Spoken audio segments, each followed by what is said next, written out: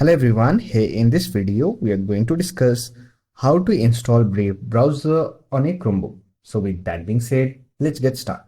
If you're looking for more privacy focused browser, then on your Chromebook you can install Brave browser. You can easily install it from the Google Play Store, which will give you access to Android version of Brave browser. For that, simply click on App Launcher, open Google Play Store, click on Search button and search for Brave browser.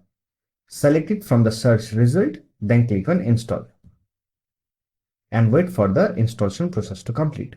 Once it gets installed, simply click on Open button to open it, or else you can open it from the App Launcher. Click on App Launcher icon and open the Brave browser, and it will provide you an option to set Brave browser the default browser. Select it, then click on Set as Default. And after that, you are ready to use Brave browser on your Chromebook. However, if you want to use it in full screen, then simply click on this area. Here you will find an option called Resizable. Click on it, then click on Allow.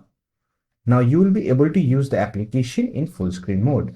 So that's it. This is how you can install and use Brave browser on a Chromebook. I hope this video was helpful to you. If you found this video helpful, give it a like and subscribe to the channel for more videos like this. Bye for now. See you next video.